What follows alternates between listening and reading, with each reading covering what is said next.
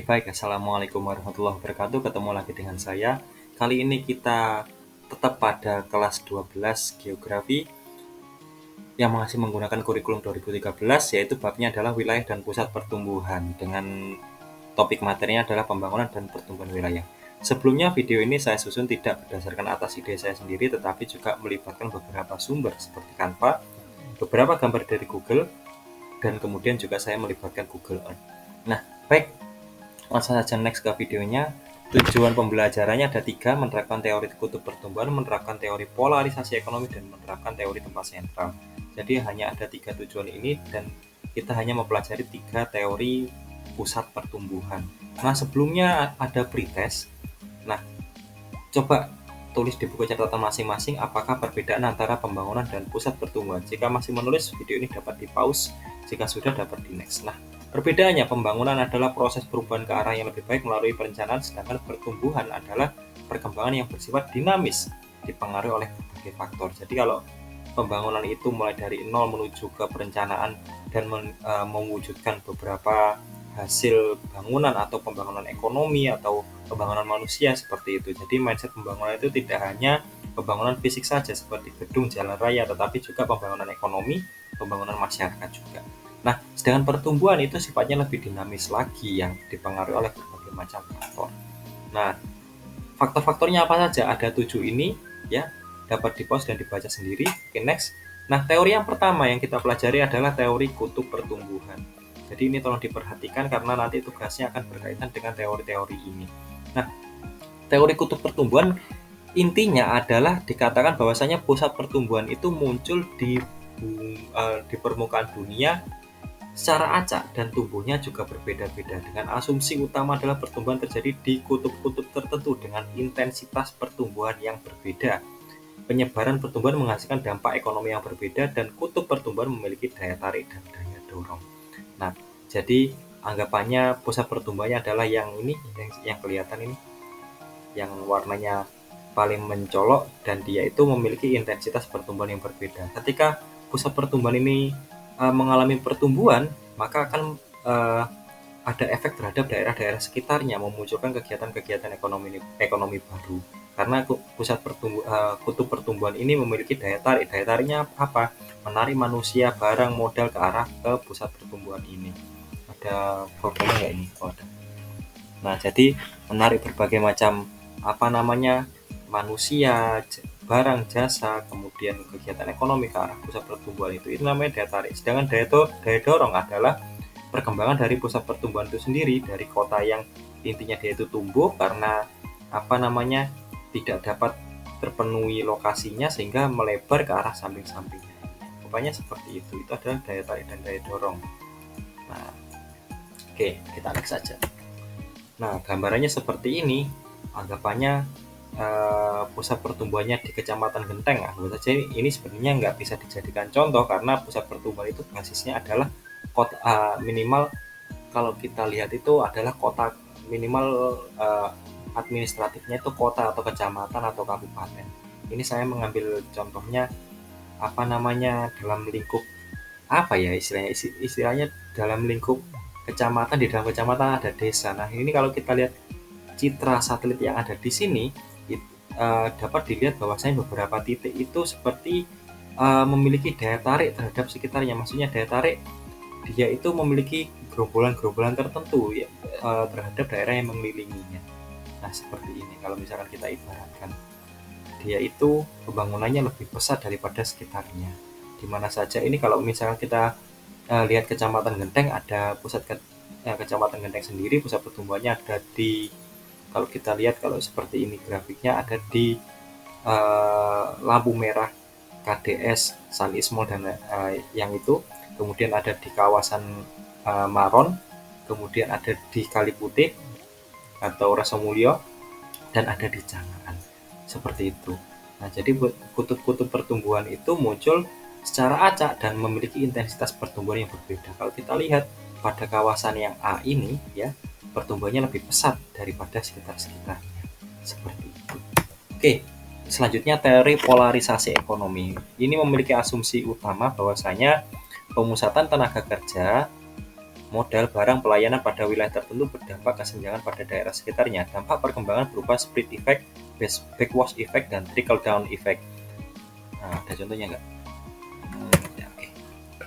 Nah, jadi kalau polarisasi ekonomi itu, pusat pertumbuhan tumbuhnya itu dipengaruhi oleh kegiatan ekonomi masyarakat, gitu. Terus punya efek-efek timbal balik antara kota dengan desa, istilahnya seperti itu. Ada split effect. Split effect itu kalau kita lihat misalkan ini dari citra satelit genteng ini, kita ibaratkan anggap saja pusat pertumbuhannya atau polarisasi ekonominya terpusat di daerah genteng.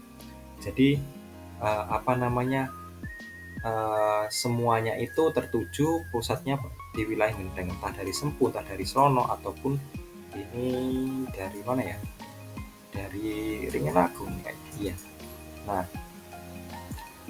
bagaimana teori polarisasi ekonomi bekerja? Dia itu memiliki beberapa efek.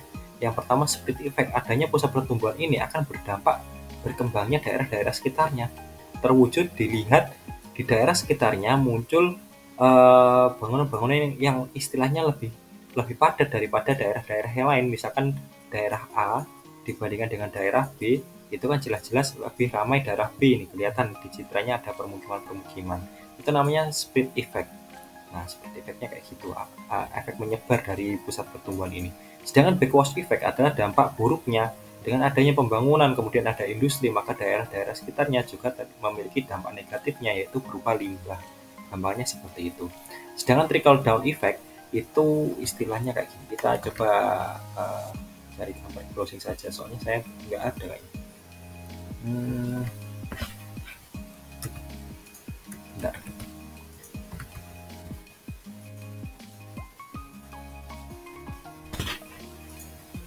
Yap.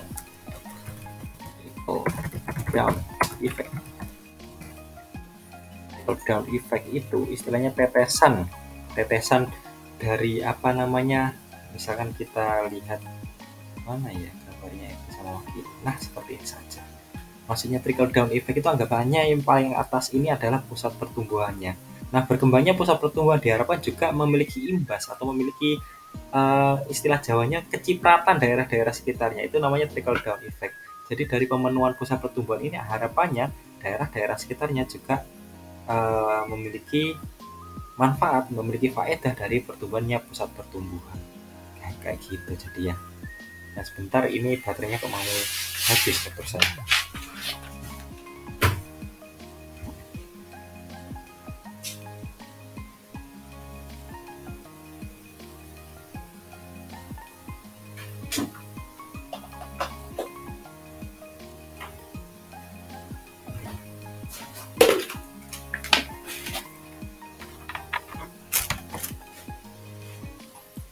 Oke, jadi seperti itu trickle down effect.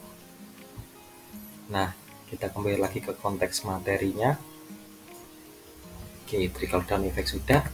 Nah, teori tempat sentral. Ini adalah teori terakhir. Tempat sentral pada teori ini merupakan suatu kawasan yang memiliki berbagai bentuk pelayanan, suplai barang, dan pemenuhan kebutuhan untuk penduduk sekitar kawasan tersebut. Nah, kalau masih bingung, jadi ada beberapa asumsi. Asumsinya bisa dibaca sendiri dan seperti ini. Tempat sentral itu ibaratnya dia adalah suatu tempat pusat pertumbuhan, ya, yang dia itu memiliki pengaruh tertentu terhadap daerah-daerah sekitarnya.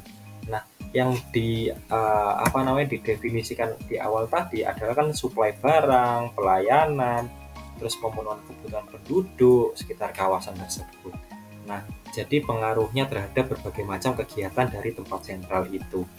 Nah, dalam tempat sentral itu ya, dalam sekitarnya tempat sentral yang dekat dengan wilayahnya ini, dia akan memiliki zona keuntungan besar. Kenapa? Karena paling dekat dengan tempat sentral, sehingga tempat sentral ketika dia mendistribusikan barang, anggapannya berjualan tahu, tempe, kemudian barang-barang elektronik atau barang-barang industri, maka zona keuntungan terbesarnya ada pada ring pertamanya ini.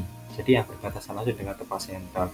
Nah, kemudian pada ring selanjutnya keuntungan mulai menurun karena daya beli masyarakat yang mulai berkurang. Mungkin di sini ada tempat sentral lain, anggapannya di wilayah ini ada tempat sentral lain yang dia juga memiliki ring-ring sendiri dalam dalam pemenuhan barang dan jasanya terhadap daerah sekitarnya seperti itu. Sehingga pada misalkan ini adalah zona A kebutuhannya semuanya dipenuhi oleh tempat sentral. Sedangkan zona B kebutuhannya juga sebagiannya dipengaruhi oleh tempat sentral yang ini, sebagiannya dipengaruhi oleh tempat sentral yang ini. Misalkan seperti itu. Nah, misalkan kita bahas tempat sentral yang ini, di luar keuntungan menurun, maka sudah mulai muncul kerugian-kerugian. Karena apa? Karena sudah terlalu jauh. Jadi misalkan kita mendistribusikan barang pada zona kerugian ini, maka dapat dipastikan kita akan mengalami kerugian. Seperti itu. Nah, asumsinya coba dibacakan lagi. Topografi yang datar dan tidak mempunyai batas, penduduk yang tersebar secara merata. Jadi istilahnya wilayahnya homogen antara topografi penduduknya juga. Terus setiap pemukiman memiliki jarak yang sama, sumber daya tersebar dengan rata. Ada mekanisme distant decay. Mekanisme distant decay itu istilahnya semakin jauh jaraknya dengan dengan tempat sentral, maka efek dari tempat sentral akan semakin menurun. Seperti itu namanya distant decay. Ada kompetisi sempurna di mana setiap penjual adalah makhluk ekonomi. Setiap konsumen mempunyai pendapatan yang dan juga kebiasaan berbelanja yang sama. Konsumen meminimalisir jarak yang harus dicapai. Tidak ada penjualan yang bisa memperoleh untung ataupun memperluas wilayah pasar. Intinya kalau tempat sentral itu teori yang dapat diterapkan di kawasan yang mungkin, misalkan kita ibaratkan seperti ini Jember ya, zona-zonanya tadi ya. Jember, ketika Jember mendistribusikan barangnya, jasanya, hasil industrinya ke ring A ini, anggap saja ini ring A, ada ring B juga, maka keuntungannya akan optimal. Di sini tempat sentral dapat memiliki pengaruh yang sangat besar gitu. Intinya pokoknya dalam tempat sentral itu yang kita bicarakan adalah pengaruh dari suatu pusat pertumbuhan terhadap daerah-daerah lain. Jadi saya ulangi, tempat sentral itu pembahasannya adalah pengaruh dari suatu pusat pertumbuhan terhadap daerah lain di sekitarnya gitu. Nah, pada zona B, pada ring B ini keuntungan sudah mulai menurun pada wilayah Darungan, Suci, apalagi Rambi Puji. Nah, apalagi sampai ke wilayah Mayang ini, maka dapat dipastikan tempat sentral jika misalkan memaksakan mendistribusikan barang ke Mayang ini sudah menemui kerugian. Itu adalah istilah, ini saya hanya mengibaratkan saja, tetapi dalam konteks di lapangan itu lebih kompleks lagi. Bahkan kalau misalkan saya contohkan seperti ini, Jember ke tempat sentral Jember mendistribusikan barang ke Mayang itu istilahnya rugi, itu belum tentu benar, karena Mayang sendiri pun administratifnya masih ikut Kabupaten Jember kayak gitu ya. Jadi misalkan ini dibayangkan ini ada sebuah peta yang lebih luas lagi ya, maka itu masih dapat dimungkinkan. Dimungkinkan bahwasanya tempat sentral Jember jika mendistribusikan barang ke Mayang itu sudah memiliki zona istilahnya kerugian. Nah, jadi asumsinya seperti ini. Jadi misalkan ini gini. Coba saya tunjukkan ini dulu aja. Teori tempat sentral. Biasanya teori tempat sentral itu diibaratkan dengan heksagon kayak gini. Ya, ada heksagon kayak gini. Maksudnya apa sih? Ada 3 hierarki, K3, K4 dan K7. Nah, maksudnya K3, K4 dan K7 cari gambar yang lebih besar lagi.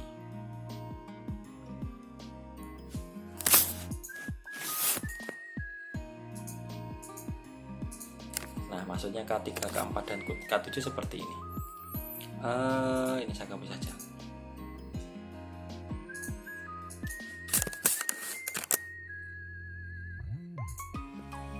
Saya copy, saya taruh di slide sini.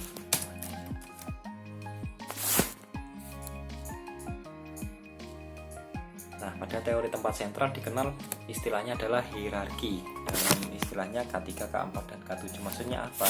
K3 itu disebut sebagai pasar optimum, K4 itu disebut sebagai lalu lintas optimum, dan K7 disebut sebagai administrasi optimum. Nah, itu istilah-istilahnya saja. Nah, kenapa kok disebut K3? Anggapannya bagian tengah ini adalah tempat sentral. Ya, bagian tengah ini adalah tempat sentral. K3 itu dapat muncul ketika tempat sentral ini dapat memenuhi kebutuhan sepertiga, ya, kebutuhan sepertiga dari daerah-daerah di sekitarnya. Memang kalau kita lihat ini segi 6-nya ini ya, segi 6 dalam wilayahnya tempat sentral ini dia hanya memiliki kawasan sebanyak sepertiga bagiannya saja, nggak sepenuhnya.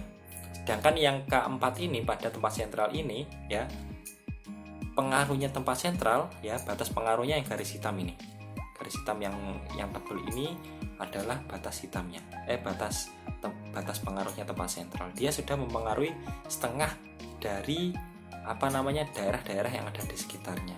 Sedangkan K7 sudah mempengaruhi keseluruhan kebutuhan yang ada di daerah sekitarnya. Seperti itu istilahnya. Jadi jika misalkan diibaratkan menggunakan citra satelit ini ya, anggapannya K3-nya pasar optimum ada pada lingkaran hitam ini. Ini pasar optimum. Jadi ada sebuah tempat sentral, misalkan pasar ya, misalkan pasar di tengah-tengahnya ya. Dia memiliki pengaruh sepertiga bagian yang ada di sekitarnya. Sedangkan yang putih ini anggap saja ini adalah K4-nya. K4 itu pengaruhnya lalu lintas optimum, di mana lalu lintasnya sangat vital dan sangat dibutuhkan oleh tempat sentral lain, misalkan pasar-pasar yang ada di sini, misalkan kayak gitu.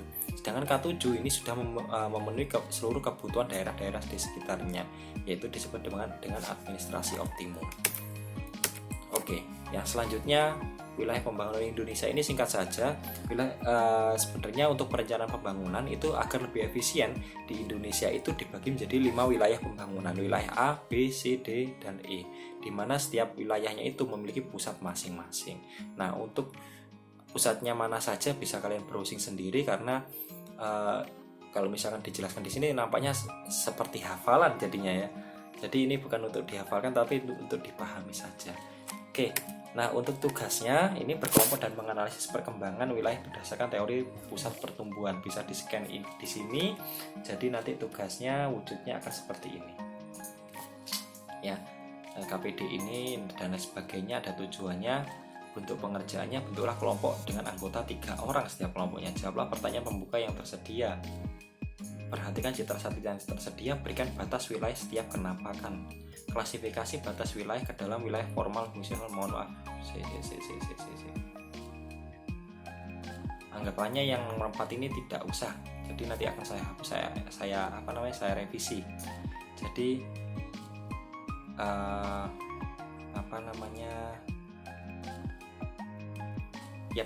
jadi nomor 3 dan 4 ini anggap saja tidak ada dah, gitu aja. Nah, nomor 5 dan 6 evaluasi kemudian presentasi. Nah, pertanyaan pembukaannya jadi diisi saja berdasarkan pertanyaan ini, kalian jawab, diskusikan dengan kelompok. Kemudian yang poin C terlampir bersama citra satelit. Nah, kalau kita lihat skemakan perkembangan 3 pusat pertumbuhan pada citra, ada Ngenteng, Gambiran, dan Tegalsari berdasarkan teori tempat sentral. Nah, jadi misalkan diskemakan, saya berikan contoh. Contohnya nggak Genteng, misalkan seperti ini. Nah, anggap saja Malang. Pada teori tempat sentral, Malang sebagai kota madya, dia memiliki anggapannya tempat sentralnya levelnya K7. Jadi sudah memenuhi kebutuhan daerah sekitarnya. Saya membuat kayak gini, anggapannya ini segi 6 yang teratur, gitu aja lah ya. Nah, jadi saya batasi wilayahnya tempat sentral dengan hierarki K7. Nah, di dalam K7 ini tentu saja di dalamnya ada tempat sentral yang lain yang hierarkinya lebih kecil lagi, misalkan hierarkinya K4 atau lalu lintas optimum. Lalu lintas optimum misalkan di sini wilayahnya dengan warna yang lain misalkan. Nah, kayak gitu. Atau misalkan kita buat beberapa tempat sentral wilayah bukan administrasi tetapi lalu lintas optimum yang lain, misalkan kayak gini ya, wilayahnya ada di sini. Ini saya membuat permisalan saja untuk kalian mengerjakannya. Nah, di dalam di dalam administrasi optimum, di dalamnya juga pasti ada pasar optimum. Misalkan di dalamnya, bukan administrasi, di dalamnya lalu lintas optimum, di dalamnya juga pasti ada pasar-pasar optimum. tempat sentral yang lain. Itu kalian perkirakan berdasarkan istilah-istilahnya itu tadi. Jadi berdasarkan kondisi citra satelit, kalian cari terlebih dahulu yang memiliki hierarki terbesar atau yang memiliki pengaruh terbesar. Jadi administrasi optimum, dibatasi terlebih dahulu administrasi optimumnya. Jadi misalkan kita lihat tugasnya, yang memiliki pengaruh terbesar mana antara Genteng, Gambiran, dan Tegalsari. Nah misalnya yang memiliki pengaruh terbesar Gambiran, kalian buat segi 6-nya sebesar meliputi kecamatan-kecamatan lain. Misalkan Tegalsari yang menjadi tempat sentralnya, kalian buat segi 6-nya dengan pusat Tegalsari yang mempengaruhi wilayah-wilayah yang lain. Nah kemudian yang selanjutnya, keempatnya mana, Gambiran atau Tegalsari, kalian buat segi 6-nya meliputi sekitar Gambiran sebesar intinya tidak sebesar ke yang K7 tadi, intinya yang yang lalu lintas optimum K4, jadi tidak gede-gede banget tapi nggak kecil-kecil banget. Baru yang misalkan K3 atau pasar optimum, kalian buat lebih kecil, yang paling kecil dengan pengaruh yang terkecil itu tadi. Nah fungsinya maksudnya segi 6 itu tadi menggambarkan kemampuan wilayah tempat sentral untuk memenuhi kebutuhan di sekitarnya. Jadi menggambarkan pengaruhnya saja gitu. Nah yang selanjutnya, perhatikan citra satelit, berikan tanda pusat-pusat pertumbuhan yang ada pada citra satelit. Jadi pusat pertumbuhan di mana saja? Ini kita bicara masalah teori polarisasi ekonomi. Nah, di mana saja pusat pertumbuhannya? Misalkan kelihatan di Jember ada pusat pertumbuhan, kalian kasih tanda. Ya, di mana saja, tidak hanya di Jember. Berikan tanda pemusatan kegiatan ekonomi. Pemusatan kegiatan ekonomi di mana? Kalian batasi wilayahnya. Berikan tanda kawasan yang terkena dampak split effect. Split effect itu, kalau kalian masih ingat tadi, adalah efek menyebar dari pusat pertumbuhan. Efek menyebar dari pusat pertumbuhan menuju ke tempat-tempat lain karena besarnya interaksi. Jadi misalkan di sini nampak interaksinya besar, kalian gambarkan saja wilayahnya mana split effect itu. Jadi anggapannya kita mengerjakannya di arsir saja pakai ballpoint. Misalkan arsirannya garis miring, keterangannya apa? Misalkan arsirannya garis horizontal, keterangannya apa, kayak gitu ya. Kalian coba sendiri, dimodifikasi, dikreasikan sendiri. Terima kasih. Sekian dari saya. Wassalamualaikum warahmatullahi wabarakatuh.